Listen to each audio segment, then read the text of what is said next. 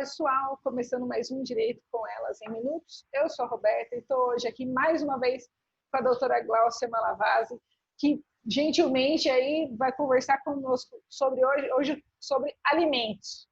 E tem duas situações que a gente vai conversar sobre alimentos hoje. Quando os alimentos são devidos pelos avós e quando os alimentos são devidos aos pais, né? Mas antes de começar, vamos lá, que é o convitinho de sempre, para vocês curtirem as nossas páginas no Instagram e no Facebook, se inscreverem no canal no YouTube, se ainda já não estão inscritos, ativarem as notificações para ficarem por dentro de todo o nosso conteúdo. Doutora Gláucia, mais uma vez, obrigada por aceitar o nosso convite. E vamos conversar, então, agora sobre alimentos. Direito de família, de novo, gente, alimentos. A gente sempre sabe que, assim, os alimentos são devidos ao menor, né, pelos pais.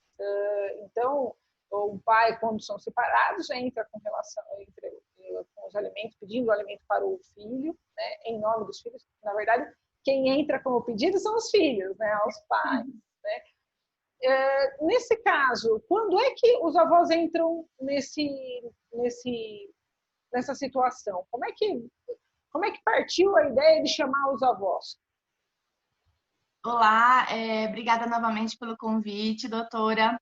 Vamos falar um pouquinho, então, dos avós aí nessa obrigação de alimentar. O que a gente precisa entender é que o dever de sustento do Código Civil, o dever do sustento é dos pais. É pai e mãe que tem o dever de sustentar seu filho.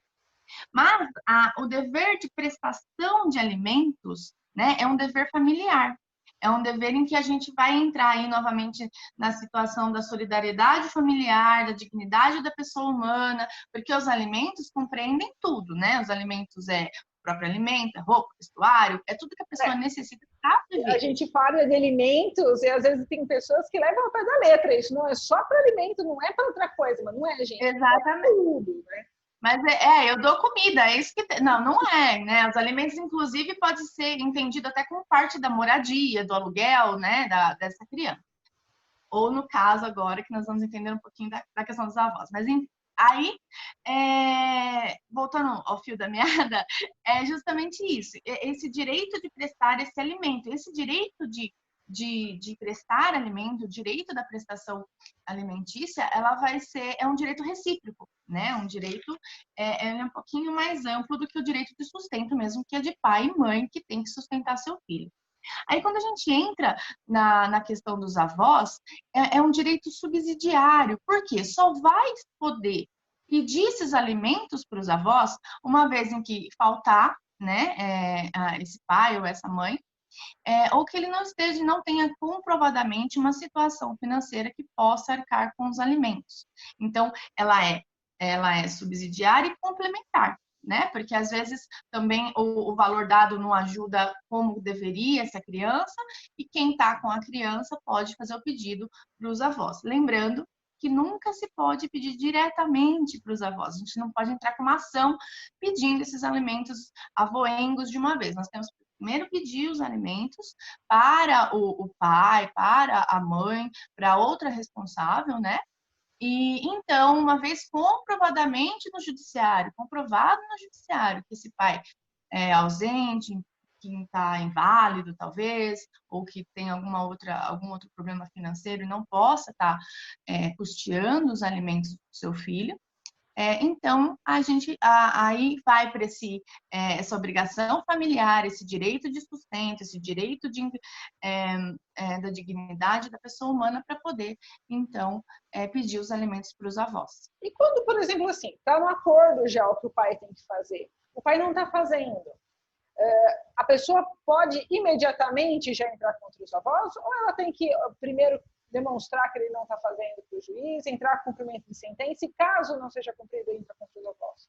Exatamente, na verdade é exatamente isso, doutora. Quando a gente tem um alimento já estipulado, seja em sentença homologatória, em um acordo de divórcio, por exemplo, a outra pessoa tem que arcar com os alimentos que estão ali. Senão você entra com uma ação de execução. Então, provado que esse pai ou essa mãe não pode arcar, ou, né, aconteceu algum problema e tal, aí sim a gente pede para os avós.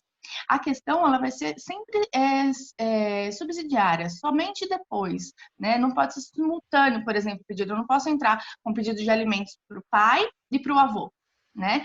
Posso, numa ação, pedir para o pai e sucessivamente para o avô, mas não ao mesmo tempo, não simultâneo para os dois. Quem tiver paga, não é assim. Tá? Então, só esclarecendo, gente, então, quando a gente fala aqui que é subsidiária a responsabilidade, é que assim, tem a responsabilidade dos pais e depois a dos avós. Então, assim, essa é a situação do subsidiário, é um depois do outro, não pode ser os dois juntos, né? Ou, foi como a doutora falou, se for chamar uma ação, tem que ser sucessiva, chama o pai e depois o avô, caso o pai não venha achar. Então, assim, caso comprove que o pai não pode ou alguma outra tem coisa. que passar por todo esse procedimento, né? Não tem como, né? Não tem como pular etapa. Perfeito. Outra situação que a gente vê bastante, doutora, que é assim, são pais que necessitam pedir alimentos aos filhos. Então, assim, obviamente, isso não são filhos menores daí, gente. A gente está falando daí quando a gente entra agora no direito dos idosos, né? Aquele pai, aquela mãe que só a renda da aposentadoria não dá e eles têm que pedir esses alimentos para os filhos, essa ajuda complementar, né? Nesse caso, doutora, como é que funciona? A gente continua na mesma linha, né? Que os alimentos, essa obrigação de alimentar, de prestar esse alimento, esse dever de prestar o alimento, ele decorre do quê? Do parentesco em si e dessa reciprocidade aí do direito de pedir esses alimentos, né? Sempre observando o binômio de necessidade versus possibilidade, sempre na proporção em que um necessita e que o outro pode ofertar. Mas essa necessidade de manutenção, de viver sozinho, sim, um pai pode requerer ao seu filho os alimentos para ajudar financeiramente no que ele precisa pro seu sustento, né? Aí a gente entra, como a doutora falou, no Estatuto do Idoso, que o próprio Estatuto do Idoso já fala diretamente que os alimentos serão prestados ao idoso, né? É uma obrigação de cuidar, inclusive quem deixa, né, de prestar assistência aí incorre em crime, né? 244, doutor, agora eu não me lembro da assistência familiar, que você tem a obrigação de ajudar, assim, os idosos, nesse caso. É importante a gente lembrar que, nesse caso, por exemplo, se a pessoa tem 10 filhos e somente um tem a possibilidade de ajudar, ela não precisa recorrer aos 10, né, doutora? Ela pode recorrer só contra esse um que tem a possibilidade, né? Pode. O Estatuto do Idoso, ele fala, né, que você pode escolher realmente esse filho que tem essa possibilidade de ofertar os alimentos, né? Embora o Código Civil fala que é concorrente aí, que você pode chamar todos juntos, o filho que se sentir pode chamar os outros irmãos, mas a princípio a gente entende que sim, que ele pode escolher o filho, escolher não, né? Mas verificar a situação do filho que tem maior possibilidade de ofertar esses alimentos para sua necessidade e fazer o pedido diretamente para esse filho. Não precisa pedir para todos. Comentou. Independente da situação, seja para os netos, como a gente estava comentando, seja para os pais, né, os idosos, a gente tem que sempre comprovar a possibilidade da pessoa dar assistência alimentar, né, como um todo, e a possibilidade dela dar e a necessidade do outro lado, né? Não adianta pedir só por pedir, né? Tem que exatamente, tem que ser comprovado.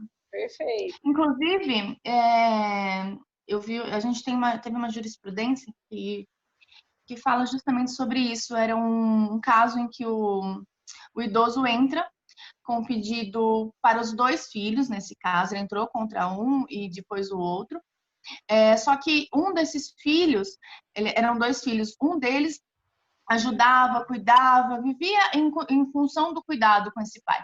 Então, na sentença do juiz, estipulou que somente um iria arcar com os valores em pecúnia, em dinheiro. Somente um iria arcar com a pensão alimentícia, porque o outro já fazia as necessidades, já cumpria a sua parte de ajuda com esse idoso, entendeu? Então, a gente volta na singularidade de direitos de família, né? Sim, perfeito. É realmente isso. O direito de família é um direito bastante singular, né?